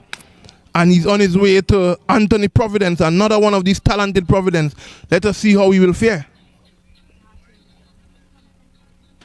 And Stewart is cranking it up here, but he erred a little bit here. And wide signal by the umpire. And from what he's seen, that looks like it's one for the over. You know, so Stewart will have to curtail his method of approach a little bit here. As he goes back to his mark, a very experienced campaigner, he will be able to make his necessary adjustments to his length and his line as he turns his back. And he is on his way now past umpire Allen to bowl to Providence. Here is Stewart. Providence cuts and misses. Not a clean take by the keeper there, but back down to the fielder. So we are in game number 2 here. Ladies and gentlemen, if you have just tuned in, game number 2 is between the Buccoo Reef Divers and the Forest Rangers. Yes. So it promises to be an exciting game. The Rangers here are rather youthful team led by their captain, their Nevin Stewart, as he's in. They have been rushed there. Looks as though Stewart is not giving these batsmen much time to be able to execute their shot. And good feeling by the youngster. One thing that is important to note, I expect to see some of the best feeling from this current team here is because it's a youthful team. So what excuse will they have not to execute properly? Yeah, Mr. Stewart would have mentioned at the draft that he went for the more youthful team, guys that he would have expected not to be drafted by the other teams, and he wanted to give them the opportunity to express themselves, so to speak.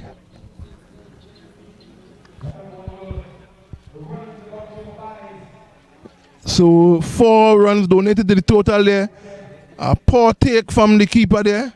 And what I realize is that any errors from the field is greeted with encouragement, which is all good for these youngsters' development. You know, these youngsters have a privilege. They should be honored to be sharing the same field with one of our most successful sons at the Tobago soil where the cricket game is concerned. Boxing shoulders with a former national cricketer, they can learn things from him. He can help them to upgrade their game. And now he is charged with managing these youngsters throughout this exciting T10 tournament. Yeah, Tony vouches well for the young players here because Nevin would have played on the international circuit. More recently, he's been with the Cavaliers team in the US Open. And they have been victorious. Yes, they have been very victorious. Let us get a bit technical here. It looks as though Stewart is rushing the guys. It looks as though they haven't been given much time to play here. As I said, being out of cricket since March, when we were deep in the middle of our cricket season, a lot of the guys may not have had the opportunity to get much training in and prepare for the tournament. So everybody is getting back into the thick of things whilst in match. Really excited. Really excited to see Jaron Alfred, who has been one of our top all-round cricketers for quite a number of years now. It's really a pleasing thing to see him here execute his skills live at the Sid Gray Complex. I know a lot will depend on him. For the divers, the Buccoo Reef divers, a lot will depend on what Jaron Alfred does with both bat and ball, but he will have his hands full here against a very experienced and wily campaigner in Ansel Ned, a guy who have shown great command of the art of spin bowling over the years. I think Ned, there's been a change. Ned is now heading to square leg.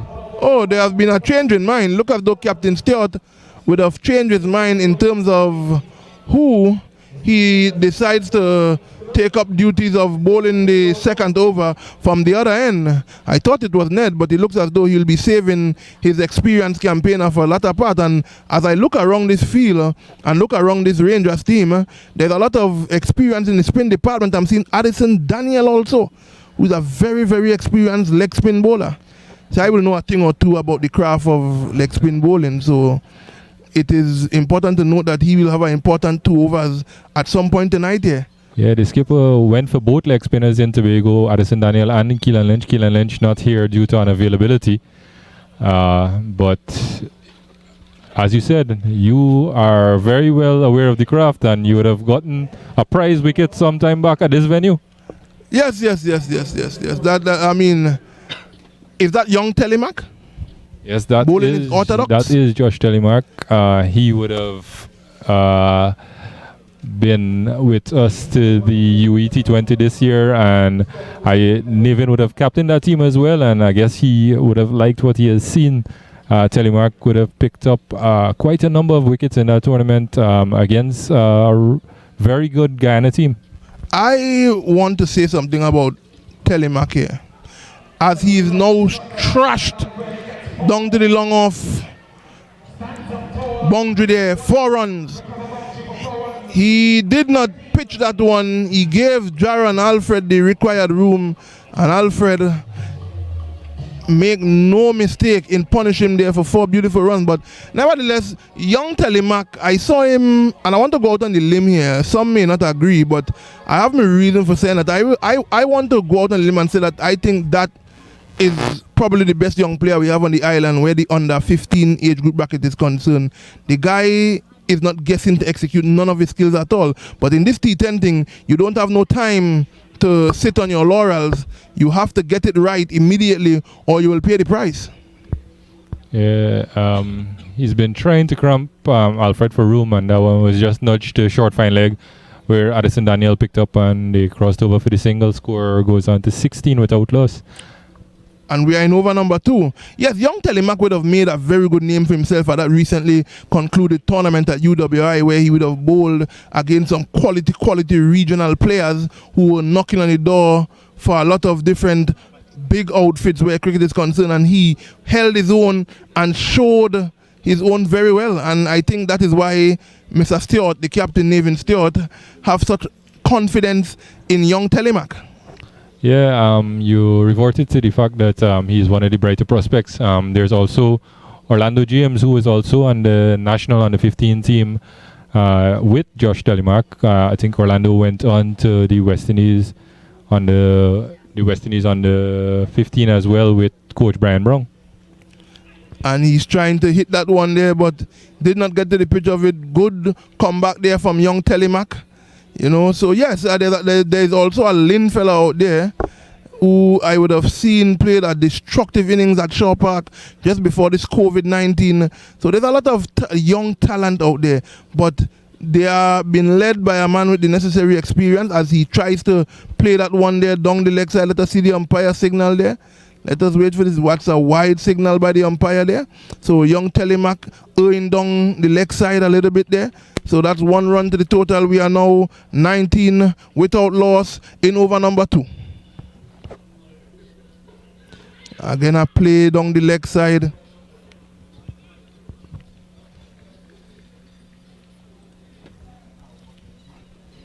Yeah, despite bowling a couple of wides, he has not been put away when he's got it on target. So it goes to show that he's getting them in the right area when it goes on target. You know, so here he is.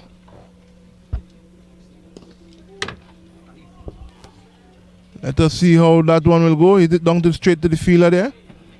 So it's a clean take. and that's the end of the second over. Yes. And the divers are on to 21 without loss. Jaron Alfred leading the way with 8, Anthony Providence with 3, and the Rainforest Rangers have been very generous in donating 10 extras to the divers innings. Exactly. Now, Nevin Stewart got a lot of licks. Some people think that he went for too much youth or too much young people. I cannot agree with those criticizers, simply because in an event like this, you want to showcase the future of the sport, and a tournament like this, a forum like this, transmitted to all parts of the world thanks to Tobago Sport Live and company. This is a good forum, a good platform for these youngsters to show what they are worth of. There is a mixture of 1 and 2 season players like Davrell McPherson, that classy right-hander, who also bowls some very, very good leg spin. So there's a good construct, but more on the youthful side. Yeah, here comes another youngster, Keel Ross. I've seen a bit of this lad. He is something for the future as well. And I will have my chance to cast my optical setup on him now. And Jaron gets back and pull. Good stop there. Good stop there by Davrell McPherson. Very good fielder. Very good batsman. Very good bowler here. And he's in the action point of the game. So that's a good stop by him there. Not too far away from his skipper. So, young Ross, you call him? Yeah, it's Keel Ross. Keel Ross. Yeah. Let us see as he approaches. That one is wide of the off Let us see. Yes, youngster straying a little bit there. So we are in the third over here. Yeah. Divers are only 23 without loss. They will want to have a move here now, because they will have to get a good total on the board to be able to have something that they can defend. Young Ross, and there's some adjustments to the field by Captain Stewart there. Ross is on his way. Another wide, and the captain continues to encourage his youngsters playing on the big stage. And yes, we have had the opportunity to play night cricket here before, but being broadcasted, know there are going to be some nerves, and these are a lot of youngsters in this Rainforest Rangers team, and at some point they are going to feel that bit of nervousness. Well, yes, I must say, because as Ross is in here now, and Providence advances down the wicket, a play and a miss. So a decent comeback from Ross here, as you rightfully mentioned, immediately supported and encouraged by his captain. Yes, it's one thing to apply your trade where sports is concerned in front of a certain audience, whether the audience be technical or whether it be live viewing. It's a different story when you have the whole world eyes on you, knowing that there is media coverage taking place here. It will then test your ability to focus on executing your skills in front of an extended audience. As young Ross sets himself here to pass the umpire, he's in, bowls to Providence. Providence is hitting that one high, and very, very high. I think that's probably the biggest for the night. Anthony Providence, the older brother of Antonio Providence, rushed straight there, and Providence went the full distance there. Now, Anthony Providence is a guy that would have been playing this sport for years. I remember just when the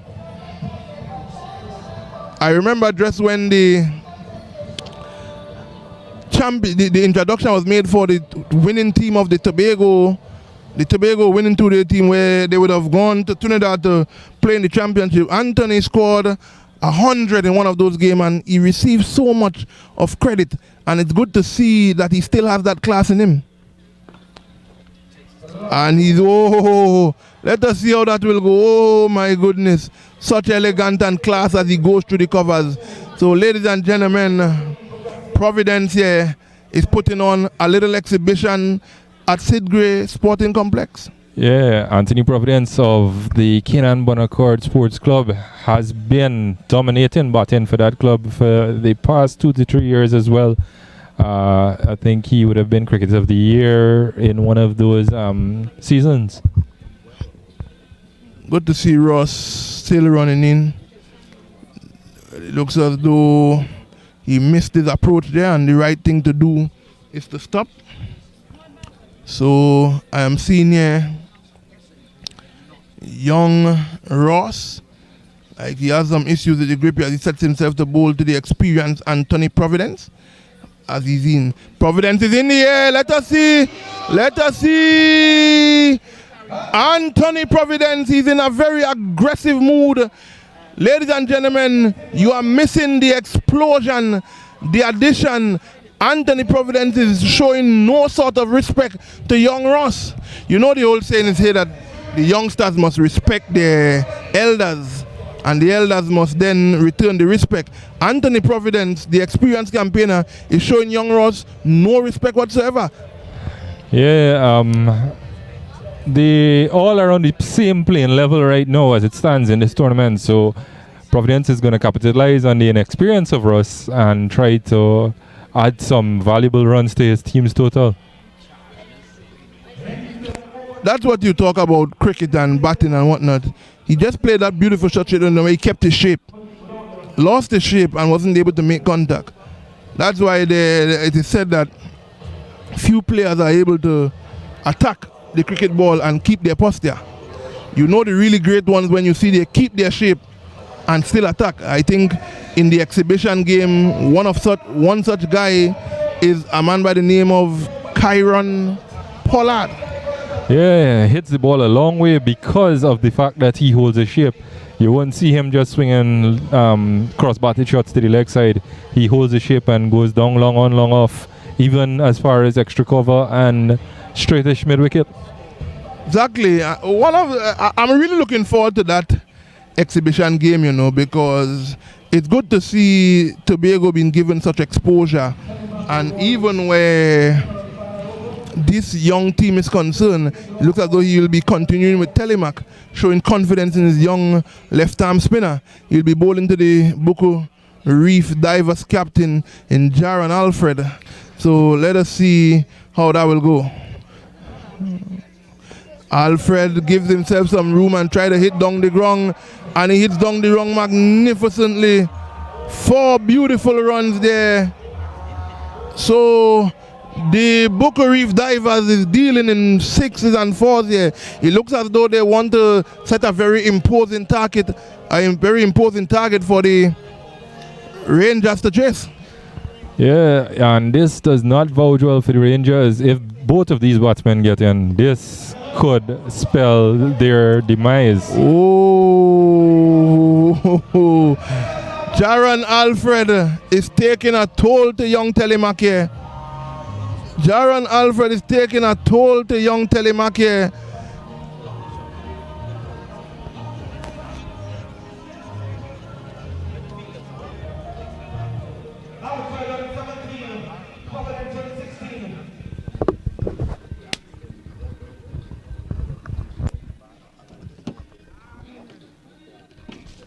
Alfred goes again. This one looks to be still in play. And the fielder seems to have lost that ball somewhere in the flight. And it just lands safely. But they cross for 2. The score moves on to 48 without loss. And that was an opportunity for the Rangers to make some inroads into this Reef Divers team.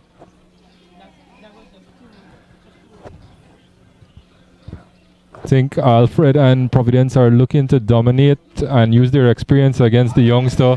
Alfred swings to deep mid-wicket, and that one clears the boundary all the way for 6.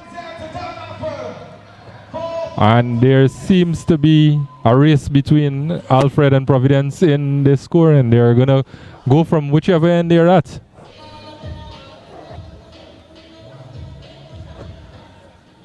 That's 50 up for the divers. They move on to 54 for no loss.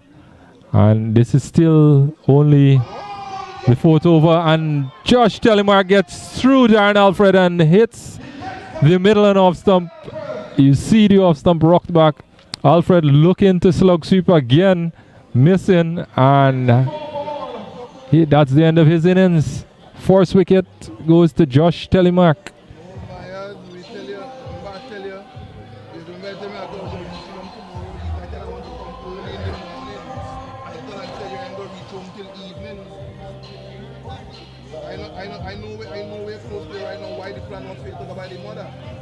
But then we also happened that I tell I could have come early morning, but you say leaving home very early in the morning and you prefer evening based on your schedule. The new batsman is Akko George.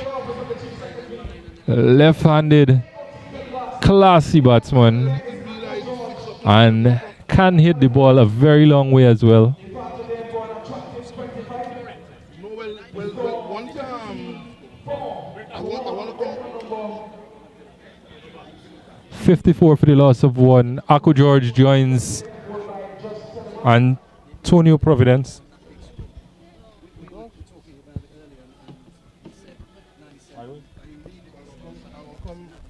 I'll call you in the morning.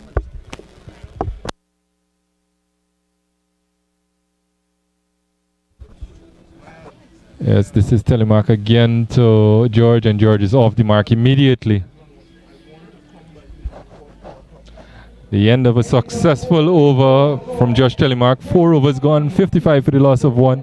Josh Telemark completes his spell of 2 overs, 28 runs for the 1 wicket of Jaren Alfred. Not a bad day at the office, considering that he has had to settle into his line after a little bit of a shaky start. This is another senior spinner step into the crease in Ansel Ned.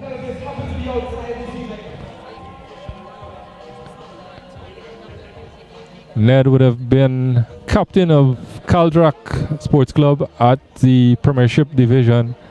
I think he has since moved from that club. He is also in the recent draft pick for the Trinidad Premier League.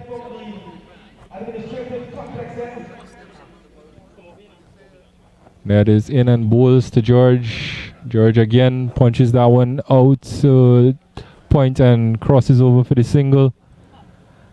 And again, there's another battle of teammates in the local season. Ansel Ned plays with the Canaan Bonaccord Sports Club here as well, and he is up against his opening batsman in Anthony Providence.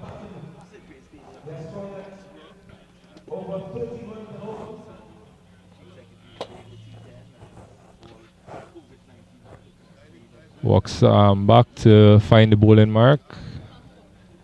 And he's on the top of his mark now. Passes umpire Allen and bowls to Providence, who is punching this one down into the offside as well. And getting another single.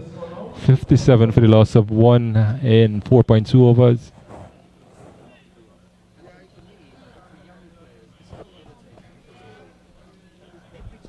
This is going to be some key overs for the Rangers in pulling back this scoring rate a bit.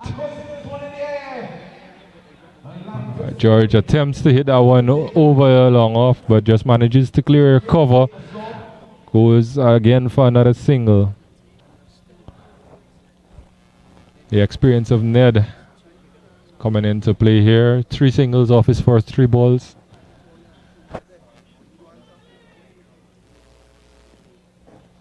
And here he is again to bowl to Providence. Providence is pulling. The man at long on comes around, picks it up, and they cross for 2.